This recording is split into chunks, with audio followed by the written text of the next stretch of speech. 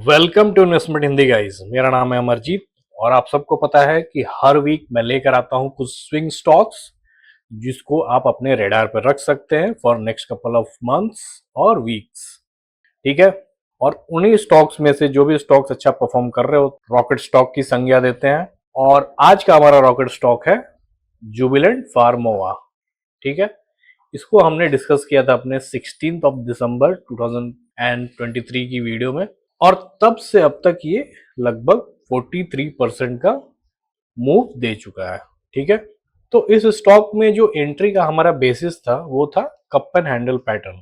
ठीक है। इसमें हमको क्या देखने को मिल रहा था, एक कप एंड हैंडल पैटर्न बन रहा था, उस बेसिस पे हमने लिया था। और ये जो उसका ब्रेकआउट हो गया था, दो इसके जो हाईस से इक्वल हाईस से लगभग उनका ब्रेकआउट हुआ था और हमने इसमें एंट्री के लिए बताया था। उसके बाद से अभी तक ये 42.91% ऊपर चला गया है। ठीक है। तो इसी तरह हर हर वीक मैं कुछ ना कुछ स्टॉक्स बताते रहता हूँ जो कि अच्छा परफॉर्म कर रहे होते हैं। और मैंने बोला है कि बहुत सारे स्टॉक्स अभी क्या है कि 100% के भी ऊपर चले गए हैं, जबकि अभी आज मैं दोबारा चेक कर रहा था कि पिछले वीक बहुत ज़्यादा सेलिंग आई थी। ठीक है। हमारे एफ ने काफ़ी सेलिंग की थी, तो एक एजम्पशन था कि हो सकता है कि उनका प्राइस नीचे गया हो, लेकिन 100 मतलब बहुत सारे स्टॉक्स अभी भी 100% मूव जो उन्होंने दिया है उसके ऊपर ही है, उनका मूव कम नहीं हुआ है। ठीक है। तो ये भी एक पावर है, मतलब अच्छे स्टॉक्स अगर आप लेते हो और सही में अच्छे स्टॉक्स में आपको एंट्री मिल जाती है तो मार्केट इधर उधर जाएगा तो बहुत ज़्यादा दिक्कत नहीं होती। ठीक है। और डेली का चार्ट उतना मैटर नहीं करता जब आप मंथली और ये देखते हो ना। अगर आप वीकली और मंथली फॉलो करने लगोगे तो आप काफ़ी पीसफुल तरीके से ट्रेडिंग कर सकते हो। इसमें भी अगर मैं आपको दिखाऊं तो इसमें मैं अगर ईएमए जो मैं बोलता हूँ कि आपको अगर होल्ड करके चलना है तो आप ईएमए को फॉलो करो। ये 20 ईएमए का डिमांड जोन है, आप सबको पता है इसमें कैसे यूज़ करते हैं। देखिए यहाँ पे ये तो पीछे था, यहाँ पे इसके ऊपर नीचे क्लोज नहीं हो पाया। देखिए इतना बड़ा नीचे मार्केट आया, बड़ा सा इसका विक है, फिर भी क्लोजिंग जो है इसके बियॉन्ड नहीं कर पाया और फिर यहाँ से फिर ऊपर चला गया, ब्रेकआउट हुआ था। फिर अभी क्या हुआ इस दौरान बीच में, मैं बोलता हूँ कि जैसे कि अगर आपको होल्ड करके चलना है, मान लीजिए कि आप वीकली पे होल्ड लेके चल रहे हो तो आप इसको यहाँ पे अगर आप देखोगे तो ये इस जोन के बियॉन्ड नहीं आ पाया नीचे और यहाँ से फिर से रिवर्सल लेके ऊपर चला गया है। तो ये काफ़ी काम का होता है 20 ईएमए का जोन और इसके अगर 50 ईएमए का। अगर मान लीजिए इन केस कभी 20 ईएमए का जोन ब्रेक हो जाएगा फिर भी पैनिक करने की जरूरत नहीं होती, आप 50 ईएमए भी यूज कर सकते हो। 50 ईएमए हो गया कि एकदम से अल्टीमेट चीज है, उसके नीचे गया तो फिर तो पैनिक करना चाहिए। लेकिन 20 EMA is meant for strong up trend. ठीक है। तो उसी हिसाब से हम इसको यूज करते हैं। ठीक है। अब देख लेते हैं कि पिछले वीक्स के स्टॉक्स में क्या बना, कोई एंट्री बनी या नहीं बनी। वैसे भी पिछले वीक्स काफ़ी अभी मैंने मेंशन किया ही कि काफ़ी सेलिंग आई थी, तो आई होप कि कोई एंट्री अभी मिली नहीं होगी। लेकिन आने वाले वीक में एक बार सेलिंग पूरी हो जाती है तो फिर से मार्केट में फिर बाइंग आती है, सेलिंग बाइंग सेलिंग चलती रहती है। तो फिर अभी दोबारा बाइंग आएगी तो उन सारे स्टॉक्स में भी मौका मिलेगा, तो सबको रडार पे लेकर चलना है। एक बार एक नज़र देख लेते हैं। तो लास्ट वीक जो हमने सबसे पहला स्टॉक डिस्कस किया था वो था आरईसी का। और आरईसी में हमको दिख रहा है कि यहाँ पे ब्रेकआउट के बाद एक कंसोलिडेशन पैटर्न बन रहा है और तब से प्राइस इधर उधर कहीं नहीं गया। ठीक है। तो आपको इसमें अगर एंट्री लेना भी है तब तभी आप एंट्री प्लान करना जब ये 550 को के लेवल को ब्रेक करे, मतलब जो भी इसका हाई है ये इसके अराउंड जो हाई है ना उसको ब्रेक कर दे। ठीक है। तभी ये लेने लायक होगा। अभी इसमें एक कंसोलिडेशन आ गया है। ठीक है। ये आता है, consolidation is part of the process. अलग अलग तरीके से कंसोलिडेशन आ सकता है, कभी रिटेस्ट भी हो सकता है, कभी कंसोलिडेशन नॉर्मल ऐसे एक जगह आपको रेंज में रह दिखेगा। लेकिन ये सब प्रोसेस का पार्ट है। धीरे धीरे ये जो समझ जाता है फिर उसको चिल आउट होके एकदम ट्रेडिंग करता है। नेक्स्ट स्टॉक देखते हैं। अगला स्टॉक था हमारा ग्लैक्सो स्मिथ क्लाइन का, दवा की कंपनी थी। इसमें एक्चुअली में ये ब्रेकआउट हुआ था, ब्रेकआउट के बाद थोड़ा बहुत ऊपर गया था और एक जो ऐसे छोटा सा एक इसका रेजिस्टेंस था यहाँ पे, वो भी ब्रेक किया था। तो अजम्पशन यही था कि इसमें इंस्टेंट एंट्री ली जा सकती है। और इसका जो अभी ये जो सपोर्ट है, ये अभी इसी को हमको अभी एसएल लेके चलना है, ठीक है। तो क्योंकि काफ़ी नज़दीक है ना, अभी जब हम ईएमएस को यूज़ नहीं कर सकते, ठीक है, वो ईएमएस कब यूज़ करेंगे, बहुत थोड़ा बहुत ऊपर चला जाए। तो ये इसमें हमको दिख रहा है क्या कि छोटा छोटा करके जैसे प्राइस नीचे आ रहा है, एक pull back pattern kind of बना रहा है, ठीक है। तो अभी इसमें एंट्री लेना तब तक पॉसिबल नहीं होगा जब तक इसका डायरेक्शन दोबारा से चेंज नहीं हो जाता, अपसाइड की तरफ नहीं हो जाता। अपसाइड की तरफ डायरेक्शन कब होगा, जब एक कोई बड़ी सी बुलिश एनगल्फिंग कैंडल बन जाएगी। अगर आपको नेक्स्ट वीक यहाँ पे डेली टाइम फ्रेम पे एक बुलिश इनगल्फिंग कैंडल देखने को मिलती है, जिसका वॉल्यूम भी उसको सपोर्ट कर रहा हो, मतलब जितना कैंडल का साइज हो उतना ही वॉल्यूम का भी साइज होना चाहिए, कम नहीं होना चाहिए वॉल्यूम कंपेरेटिवली कैंडल के साइज से, बहुत ज़्यादा मतलब ऐसे थोड़ा बहुत चलता है तो आप एंट्री बना सकते हो। चलिए नेक्स्ट स्टॉक देखते हैं। नेक्स्ट स्टॉक हमारा एस्कॉर्ट क्यूबोटा, ठीक है। एस्कॉर्ट हमारा दो ऑलरेडी यहाँ पे जब ब्रेकआउट हुआ था तो हमने बताया था, तो यहाँ से ऊपर ऑलरेडी ये जा चुका है, ठीक है। तो एक बार तो इसने अपना काम कर दिया है, ठीक है। अब दूसरी बार भी इस मौका दे रहा है, ठीक है। तो इसमें स्कॉट में मैंने बताया था कि यहाँ पे ये ब्रेकआउट हुआ था, ठीक है। ये लेवल जब ब्रेकआउट हुआ था तो बताया था, उसी कह रहा हूँ। तो अभी तक हमको क्या देखने को मिल रहा है कि ये यहाँ पे कंसोलिडेट कर रहा है, ऊपर जा रहा है, नीचे जा रहा है, ऊपर जा रहा है। तो अगर किसी को एंट्री बनानी होगी या किसी ने बनाया होगा तो थोड़ा बहुत ऊपर ही उसको अभी प्राइस है जहाँ की एंट्री होगी, और इसमें एग्जिट नहीं करना। और अभी लास्ट का, अगर लास्ट डे का अगर आप देखोगे, इसमें जो कैंडल बना उसका वॉल्यूम काफ़ी अच्छा है। और इसका जो ऐसा देखना, अगर हम देखना चाहें कि इसमें अर्निंग, तो अर्निंग भी ग्रीन दिख रहा है, ठीक है। हमको बहुत ज़्यादा फाइनेंशियल्स में नहीं जाना, हमको बस ऐसे ही दिख रहा है कि हो सकता है उससे भी मार्केट का, देखिए हमारा काम है चार्ट को रीड करना, ठीक है। अब चार्ट के बैकग्राउंड के पीछे रीजन क्या है, वो कुछ भी हो सकता है, ठीक है। लेकिन अल्टीमेटली वो चार्ट पे अच्छा अगर रिफ्लेक्ट हो रहा है तो हम उसको फॉलो करेंगे। तो यहाँ हमको दिख रहा है कि अर्निंग के बाद इसमें थोड़ा सा अच्छा एक पॉजिटिव मोमेंटम दिख रहा है, तो इसमें अभी भी एंट्री बनाई जा सकती है। और पहले भी अगर किसी ने एंट्री बनाई हो तो अभी भी वो ग्रीन में ही होगा, ठीक है। नेक्स्ट स्टॉक देखते हैं। अगला स्टॉक हमारा CESC का, ठीक है। CESC ऑलरेडी हमारा ये भी नीचे यहाँ पे कभी बताया था और यहाँ से ऊपर जाके ब्रेकआउट कर चुका था। अब हमने इसको दोबारा से लेके आया, पहले था ये पुल बैक वाली कैटेगरी में, अब ये ब्रेकआउट वाली कैटेगरी में हमने लास्ट वीक इसको बताया था। तो इसमें क्या हो रहा था कि इसमें हमको अभी दिख रहा है कि इस वीक क्या हुआ कि एक pull back kind of pattern देखने को मिल रहा है। तो इसमें अभी फिलहाल एंट्री नहीं बनती है। अगर किसी ने एंट्री ली होगी तो आप एक बार, मैं अप्लाई करके देखता हूँ 20 EMA पे क्या दिख रहा है। हमको दिख रहा है कि अभी एकदम से 20 EMA के पास है ये प्राइस, ठीक है, उसके जोन में एंटर कर चुका है। अगर यहाँ पे हमको एक बुलिश एनगल्फिंग कैंडल मिलती है तो किसी फिर से दोबारा एंट्री ले जा सकते हैं, और जिसने एंट्री ली है आप कंटिन्यू करो, कोई पैनिक वाली बात नहीं है, ठीक है। इसीलिए ये मैंने बता रखा है, अगर ये ना इसके नीचे भी चला जाए तो भी पैनिक नहीं करना, क्योंकि बहुत बार लिक्विडिटी हंडिंग की वजह से मतलब ये चीज़ें उतनी स्ट्रिक्टली रिस्पेक्ट नहीं होती कि भाई 20 EMA तो जरूर करेगा, मतलब मैक्सिमम केसेस में होता है, लेकिन 50 EMA है तो आप एक बार कर सकते हो। तो 50 EMA में अभी अप्लाई नहीं कर रहा हूँ, लेकिन आई थिंक कि ऐसे आ रहा होगा, और इधर कहीं तक प्राइस आएगा तब भी आप इस पर होल्ड करके चल सकते हो, अगर जिसने एंट्री पहले ले ली है। और जिसने नहीं ली वो यहाँ पे इस एरिया में कहीं भी आपको एक स्ट्रॉन्ग बुलिश कैंडल देखने को मिले तो आप बना सकते हो, जिसका वॉल्यूम भी उसका साथ दे रहा हो। नेक्स्ट स्टॉक देख लेते हैं। लास्ट स्टॉक था हमारा पावर फाइनेंस कॉरपोरेशन का, PFC का। PFC भी हमारा ब्रेकआउट वाले कैंडिडेट था, ठीक है। लेकिन इसमें हमको दिखा है कि ब्रेकआउट के तुरंत बाद फिर इसमें कंसोलिडेशन या मतलब पुल बैक बोल सकते हैं देखने को मिल रहा है।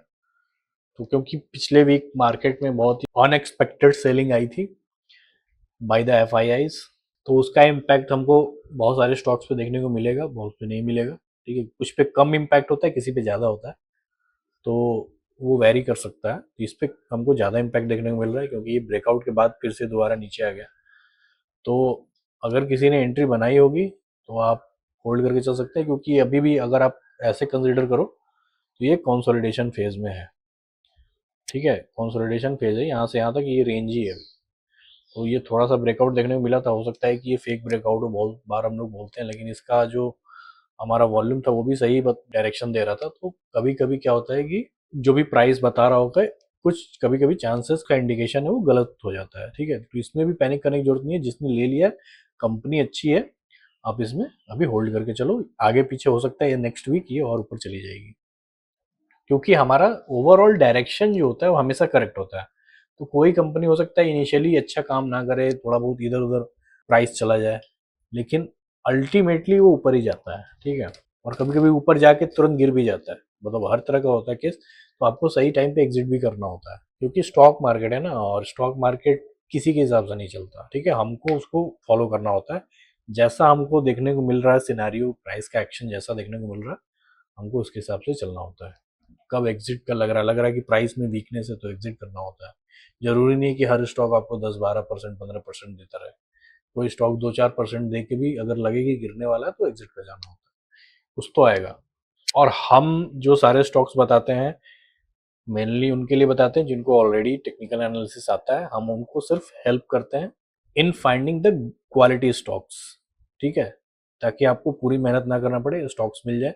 और उसमें एंट्री कैसे लेनी है, एग्जिट थोड़ा आप पे ही डिपेंड करेगा। ठीक है, तो आपको ही एग्जिट के लिए डिसीजन लेना पड़ेगा। अगर आप छोड़ दो, अगर आप लंबा टाइम फ्रेम पे चलते हो, छोड़ दो तो जाएगा ऊपर, हो सकता है 2 महीने में ना जाए, 4 महीने में जाएगा। और इसमें ऐसा होता है कि कभी कभी लगता है कि अटक गया है, स्टैग्नेंट है, अचानक से किसी दिन बहुत तेजी से प्राइस ऊपर चला जाता है, ब्रेकआउट कर देता है, कभी रेंज में अगर फंस जाता है तो थोड़ा पेशेंस भी रखना पड़ता है। तो हर चीज, हर तरह का सिनेरियो आपको कंसीडर करके चलना पड़ेगा अगर आप ट्रेडिंग कर रहे हो तो ये तो थे हमारे लास्ट वीक के स्टॉक्स। अब जल्दी से देख लेते हैं इस वीक कौन कौन से स्टॉक्स है हमारे पास। तो इस वीक जो हमारे पास सबसे पहला स्टॉक है वो है डी मार्ट का, जिसको एवेन्यू सुपरमार्ट्स के नाम से भी आपको इसका स्टॉक मिल जाएगा। डी मार्ट और या एवेन्यू सुपरमार्ट्स दोनों एक ही चीज है। इसको, ये स्टॉक जो था ना, हमने इसको 23 मार्च आई थिंक, मार्च का 23 था, अप्रैल का, जो भी, हमने जो भी इस कैंडल, ये कैंडल क्लोज हुई थी ना, ये ब्रेकआउट कैंडल थी उस वीक की, तब हमने इसको अपने एनालिसिस में शामिल किया था, अपने वीडियोस में लेके आए थे।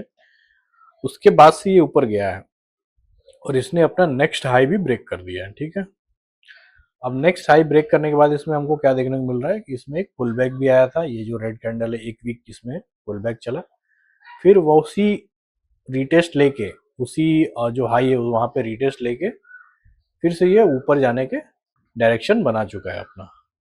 तो इसको डेली टाइम फ्रेम के चार्ट पे देखते हैं कि हम कैसे दिख रहा है ये। तो डेली टाइम फ्रेम के चार्ट पे अगर हमको दिखता है तो वही चीज हमको थोड़ा और एक्सपेंडेड फॉर्म में दिख रही है कि ये एक रीटेस्ट के लिए पुल बैक बनाया था और ये रीटेस्ट लेने के बाद ये ऊपर जा रहा है, और ये अपने जो प्रीवियस हाई था, ये जो जोन है रेजिस्टेंस के पास है अभी। तो अगर आपको नेक्स्ट वीक में किसी भी दिन ये जो आप बोल सकते हो कि 4900 का जो एक लेवल है, इसको अगर ब्रेकआउट इसका देखने को मिलता है और कोई कैंडल, स्ट्रॉन्ग कैंडल, 1 डे का वेट कीजिएगा, किसी दिन जो डे के एंड के बाद आपको चार्ट देखना है कि कोई भी जो कैंडल अगर जो भी इसको ब्रेकआउट करेगी वो स्ट्रांग होनी चाहिए, ऐसे पतली दुबली कैंडल नहीं होनी चाहिए, ऐसे छोटी सी, तभी आपको उसमें एंट्री बनाना है। ठीक है, तो इस तरह से हम इसमें अपना ट्रेड प्लान कर सकते हैं। चलिए देखते हैं नेक्स्ट स्टॉक। अगला स्टॉक है हमारा प्रेस्टीज एस्टेट्स का। आई थिंक ये रियल एस्टेट की कंपनी है प्रेस्टीज के, बैंगलोर में काफ़ी अच्छे अच्छे बिल्डिंग्स भी देखने को मिलती हैं। तो इसमें हमको क्या है, ये सिंपल सा हमारा पैटर्न है, ये अप ट्रेंड में ऑलरेडी है, ये वीकली का टाइम फ्रेम हम देख रहे हैं। स्टॉक अप ट्रेंड में है, एक पुल बैक बनाता है, फिर एक हायर लो बनाता है, मतलब हायर हाई के बाद एक हायर लो बनाता है, और फिर से हायर हाई उसका ब्रेकआउट हो रहा है। ठीक है, तो ओवरऑल इसका डायरेक्शन काफ़ी मतलब कि सही है। अब ब्रेकआउट होने के बाद भी इस वीक थोड़ा बहुत ऊपर गया है ये, तो इसको हम डेली टाइम फ्रेम पे देखते हैं कैसा दिखता है और हम कैसे इसमें एंट्री ले सकते हैं वो भी हम डिस्कस करेंगे। तो कुछ इस तरह का हमें दिख रहा है कि भाई ये ब्रेकआउट करने के बाद एक कंसोलिडेशन फेज में चला गया है। अब इसमें कुछ नहीं करना है आपको, ये जो 1550 या जो भी इसका जो हाई है, ये जो सबसे हाईएस्ट हाई जो अभी अभी का फिलहाल दिख रहा है, ये जो कैंडल दिख रही है, ये वाली कैंडल, इसके हाई का जब भी ब्रेकआउट हो जाए, आप लेट्स अज्यूम कि 1550, तो आप इसमें एंट्री बना सकते हो। और थोड़ा कैंडल की हेल्थ भी देख लेना, मतलब पतली दुबली कैंडल होगी मतलब वो क्रेडिबल ब्रेकआउट नहीं रहेगा। ठीक है, नेक्स्ट स्टॉक देखते हैं। नेक्स्ट स्टॉक एक्चुअली हम 1 मंथ के टाइम फ्रेम पे देख रहे हैं। ये जो चार्ट खुला है ये 1 मंथ का है, BASF इंडिया का। ठीक है, इसमें हमको क्या देखने को मिल रहा है, अगर मैं ऐसे ड्रॉ कर दूंगा, एकदम से हेल्दी अप ट्रेंड में था ये प्राइस। पहले हायर हाई बनाया, फिर एक हायर लो, और वो लो जो था वो प्रीवियस हाई के ऊपर ही बना। तो ये काफ़ी, ये फ्लिप जोन इसको बोलते हैं ना, जब हमारा ये जो रेजिस्टेंस बिकेम और सपोर्ट, तो यहाँ पे रेजिस्टेंस सपोर्ट बन गया है, और फिर वहाँ से प्राइस ऊपर उठना शुरू हुआ है। काफ़ी बढ़िया ट्रेंड है, मतलब ये हाई प्रोबेबिलिटी सेटअप होता है। अगर आपका जो रेजिस्टेंस है वही अगर सपोर्ट का काम कर रहा हो ना, तो ये सबसे हाई प्रोबेबिलिटी सेटअप होता है, और इसके गलत होने के चांसेस काफ़ी कम होते हैं। तो हमको मंथली टाइम फ्रेम पे भी दिख रहा है कि धीरे धीरे कर करके ये कर करके ऊपर चला गया, ऊपर तो चला गया, उसके बाद ब्रेकआउट भी हो गया इसमें। ये मंथली के टाइम फ्रेम पे हम देख रहे हैं। अभी हमको जो भी ट्रेड इसमें प्लान करना होगा, हमको वीकली का ही कैंडल फॉलो करना होगा। मैंने जो एक थंब रूल बनाया कि अगर हम चार्ट मंथली का फॉलो कर रहे हैं तो कैंडल वीकली का फॉलो करेंगे, अगर चार्ट वीकली का फॉलो कर रहे हैं तो कैंडल डेली का फॉलो करेंगे। तो हम जल्दी से वीकली का चार्ट खोलते हैं इसका। तो यहाँ पे हमको एक rounding bottom kind of base बनाता हुआ पैटर्न दिख रहा है, राउंडिंग बेस जो भी बोलते हैं। और इस ये जो वीकली के हमारे 2 कैंडल्स दिख रहे हैं, ये ठीक ठाक ऊपर जा चुके हैं। तो इसमें आपको इस तरह से ही आप कर सकते हो, जैसे मैं इसमें आपको रिबन लगा के दिखाता हूँ। जो हमारा MA रिबन है 20 MA, तो हमको क्या दिख रहा है कि 20 MA कहाँ पे है, अभी बहुत दूर है। ठीक है, यहाँ से यहाँ पे है, क्योंकि प्राइस में काफ़ी जोर से काफ़ी मोमेंटम के साथ ऊपर गया है, तो 20 MA उसके दूर चला जाएगा, वो काफ़ी नीचे है। तो नीचे तो है, अब हम 2 तरीके से इसमें ट्रेड ले सकते हैं। या तो अभी आप तुरंत ट्रेड ले लो, फिर आपको इसको as a trailing stop loss use करना होगा। ट्रेलिंग स्टॉप लॉस तो इसको किसी भी हालत में यूज़ करना ही है। 20 MA या 50 MA भी ले सकते हो। इसमें आपको देखना, आपका जो टाइम होराइजन है, होल्डिंग पीरियड है, वो थोड़ा बड़ा रखना पड़ेगा। तो मान लीजिए ये 50 है, ये 20 है। आप कैसे ट्रेड लोगे, अगर आपने अभी तुरंत एंट्री मारा कि हो सकता है कि अभी तुरंत थोड़ा सा मुझे 10% अगर मिल जाए, हो सकता है कि इसमें मोमेंटम ज़्यादा है तो अभी भी ऊपर जा सकता है, और तब ये नीचे आना शुरू करे। तो अगर आपने एंट्री ले ली और आपको थोड़ा सा प्रॉफिट मिल गया, ठीक है, तो थोड़ा नीचे आएगा तो फिर आप इसको ट्रेलिंग स्टॉप लॉस की तरह यूज़ करना। अगर किसी को या 20 को आपको फॉलो करना होगा या 50 को। अदरवाइज आपने यहाँ पे एंट्री लिया और तुरंत ये नीचे गिरने लगा, फिर भी 20 MA को आपको फॉलो करना होगा। जब तक 20 MA के नीचे क्लोजिंग नहीं हो जाती किसी भी वीक, आप एग्जिट नहीं करेंगे। सिमिलरली या 50 को अगर फॉलो कर रहे हैं तो वही चीज़ करनी है। अदरवाइज तीसरा तरीका ये है कि जब प्राइस 20 MA या 50 MA के पास रिट्रेस करके आए, अब इसके लिए अगर आप वीक का कैंडल अगर आप देख रहे हो तो आपको 1-2 महीने वेट करना पड़ेगा, क्योंकि 4 वीक 5 वीक 6 वीक जितने टाइम लगेगा ये आएगा थोड़ा थोड़ा करके।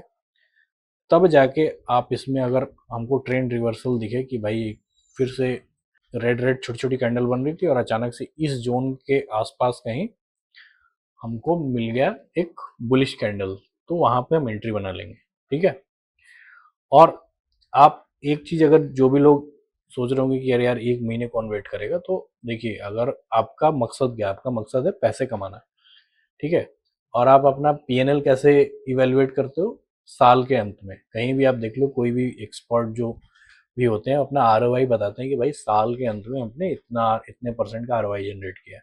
आपको अगर स्विंग ट्रेडिंग कर रहे हो तो 1 महीना भी वेटिंग पीरियड अगर है किसी में ट्रेड लेने के लिए, तो वो आपको बड़ा नहीं लगना चाहिए, क्योंकि आपको ROI जो देखना है वो साल के अंत में देखना है कि भाई मैं साल के अंत में अपने पैसे को कितने परसेंट तक बढ़ा पाया। तो 1 महीने 1.5 महीने लग जाए, तो अगर आपको इसको रेडार पे रखना है तो आप रख सकते हो। ठीक है, चलिए नेक्स्ट स्टॉक देखते हैं। अगला स्टॉक है हमारा हीरो मोटोकॉर्प। ये हमारा उसका वीकली टाइम फ्रेम का चार्ट खुला हुआ है, और ये हमको दिख रहा है कि इसको भी मैं दिखा देता हूँ आपको EMAs लगा के। देखिए, मैंने इस पे सिंपली अभी EMA लगाया, आपको पता चल रहा होगा कि किस तरह से काम करता है।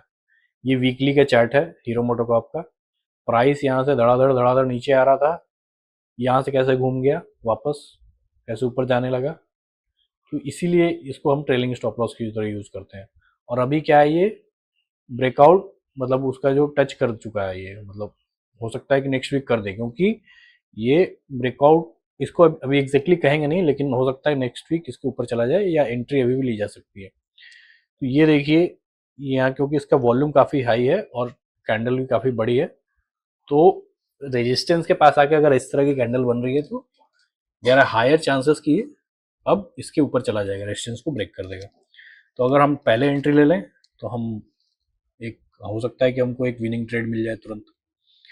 तो हम वीकली से अब डेली पे शिफ्ट होते हैं और देखते हैं कि, और जब भी आप डेली पे शिफ्ट होंगे तो आपको ये हटा लेना है, ये कन्फ्यूज़न ना हो जाए, क्योंकि आपको ईएमए वाला जो आपका इंडिकेटर है वो हाइड कर लेना है, आपको फॉलो करना है एक ही टाइम फ्रेम पे। तो अब हम पहले कैंडल देखते हैं, तो हमको क्या दिख रहा है कि यहाँ पे लगभग रेजिस्टेंस को टच कर चुकी है। अब हम नेक्स्ट डे का एक दिन का और कैंडल वेट करेंगे इसमें, ठीक है। अगर नेक्स्ट डे मंडे को यहाँ पे कोई फिर से एक ग्रीन कैंडल बन जाती है एक दिन सिर्फ, तो वो हमारा एकदम से श्योर शॉट सिग्नल होगा कि हम इसमें एंट्री बनाना चाहिए, ठीक है। अगर मंडे को रेड कैंडल बन जाती है तो फिर हम वेट कर लेंगे, और जिस भी दिन हमारा यहाँ पे ग्रीन कैंडल इसको ब्रेक करेगी, या हो सकता है एक दो दिन बाद करे, तो हम उसको उसमें एंट्री लेंगे। मैं ऐसा क्यों बोल रहा हूँ, क्योंकि जब अचानक से बड़ा मूव आता है ना, ये तो एक वीक में देखोगे तो बहुत बड़ा मूव दिख रहा था हमें, दिख रहा था ना बड़ी कैंडल। तो थोड़ा टाइम के लिए बार बार ऐसे बड़ा मूव नहीं आता रहता है, थोड़ा थोड़ा ब्रेक लेगा मार्केट, थोड़ा हॉल्ट करेगा, थोड़ा कंसोलिडेट करेगा, फिर ऊपर जाएगा, जाना उसको ऊपर ही है। तो इस तरह से मैं बोल रहा हूँ कि अगर आपको एक दो दिन यहाँ पे रेड कैंडल दिखी तो वेट करना है कि जिस दिन ग्रीन कैंडल ऐसे बनेगी बड़ी सी, तो उस दिन आपको एंट्री ले लेनी है, ठीक है। अब देख लेते हैं हमारे लास्ट स्टॉक को, जो कि है किर्लोस्कर। काफी बड़ी कंपनी है, इवन इसका टोयोटा के साथ टाई अप भी है ये, लेकिन ये वो कंपनी नहीं है, ये किर्लोस्कर इलेक्ट्रिक है। तो किर्लोस्कर का जो हमारा वीकली टाइम फ्रेम का अगर हम चार्ट देख रहे हैं तो हमको वही अप ट्रेंड और देखने को मिल रहा है, अप ट्रेंड के साथ एक ब्रेकआउट, और जो ब्रेकआउट कैंडल है वो काफ़ी स्ट्रॉन्ग है, और इसमें हमको एक राइजिंग मोमेंटम भी देखने को मिल रहा है, ठीक है। इस वॉल्यूम भी राइज कर रहा है और प्राइस भी राइज कर रहा है, तो काफ़ी बड़ा सिग्नल है। तो वीकली पे तो हमको सब कुछ बढ़िया मिल रहा है इसमें। हम देख लेते हैं कि डेली पे हम इसमें एंट्री कैसे लेंगे। तो हमको डेली लेवल पे हमको उसमें क्या देखने को मिल रहा है कि भाई ऊपर से तो इसमें काफ़ी सेलिंग प्रेशर है, एज पर द थ्योरी जो हम स्टॉक मार्केट में पढ़ते हैं। इसका मतलब क्या है कि डेली लेवल पे इसमें काफ़ी सेलर्स ने प्रेशर दिया है और ये नीचे जाएगा, है नीचे जाने का। लेकिन मैंने आपको क्या बताया है कि हम इसको थोड़ा सा इसका नीचे जाके इसका एकदम माइक्रो टाइम फ्रेम पे चेक करते हैं कि क्या इसमें जो नीचे जाने का जो मूव आया है, मतलब प्राइस अगर हमें क्या दिख रहा होगा, इसको अगर 15 मिनट के हम चार्ट पे खोलेंगे, इसी कैंडल के अंदर प्राइस का मूवमेंट दिखेगा कि प्राइस अगर तेजी से ऊपर गया है और धीरे धीरे करके नीचे आ रहा है पुल बैक बनाता हुआ, या उसमें कोई कंसोलिडेशन टाइप का बन रहा है, तो उसका मतलब ये नहीं है कि इसमें कोई सेलिंग प्रेशर है। उसका मतलब ये है कि प्राइस जस्ट एक पुल बैक बना रहा है, एक रिट्रेसमेंट ले रहा है, सिंपल। तो एक बार चलिए हम देखते हैं 15 मिनट का इसका चार्ट। तो ये देखिए इसका 15 मिनट का चार्ट है, हमको क्या दिख रहा है कि जब ऊपर जाना था तो इसमें वॉल्यूम भी था और प्राइस भी ऊपर गया, नीचे आते टाइम प्राइस गायब है, फिर बीच में थोड़ा सा बाइंग आती है तो फिर से वॉल्यूम उठता है, फिर उसके बाद नीचे आ रहा है, वॉल्यूम ही गायब हो जा रहा है। तो ये एक मतलब कि ऑथेंटिक जो बोलते हैं ना कि एक रिट्रेसमेंट या कंसोलिडेशन पैटर्न है, जहाँ की वॉल्यूम एकदम गायब हो जाए। इसका मतलब क्या होता है, यहाँ से फिर किसी दिन ऊपर एक जाएगा। तो आप दोनों तरह से ट्रेड कर सकते हो इसको। आप अगर बहुत ज़्यादा 15 मिनट का चार्ट नहीं खोलना चाहते हो तो आप डेली पे ही चले जाओ, डेली पे देख लीजिए। अगर आपको वेट करना है तो 180 का लेवल उसको जो है उसको, इसका अगर ब्रेकआउट करेगा डेली कैंडल तभी आप एंट्री बना सकते हो। अगर बहुत ज़्यादा आपको इंथुजियाज़म है कि मैं थोड़ा सा और माइक्रो लेवल पे जाके ट्रेडिंग करूँ, तो फिर आप 15 मिनट का वो चार्ट खोल के बैठ जाना, उसमें अगर बड़ी कैंडल दिख जाए तो भी आप एंट्री ले सकते हो। लेकिन अगर आप बहुत ही ज़्यादा मतलब हार्ड एंड फास्ट रूल के साथ जाना चाहो तो आपको डेली का वेट करना चाहिए, ठीक है। ये जो हमारा लेवल है 180 के ऊपर, आप देखो वेट वेट करो कि 180 के ऊपर अगर प्राइस क्रॉस कर रहा है तो आप एंट्री बना सकते हो। तो इस वीक के हमारे यही सारे स्टॉक्स थे जिसको हमने बताया। आई होप कि जो भी चीज़ें मैंने बताई हैं आप सब कॉम्प्रिहेंड कर पा रहे हो आराम से। मिलते हैं फिर नेक्स्ट वीक के इसी वीडियो में, तब तक के लिए धन्यवाद।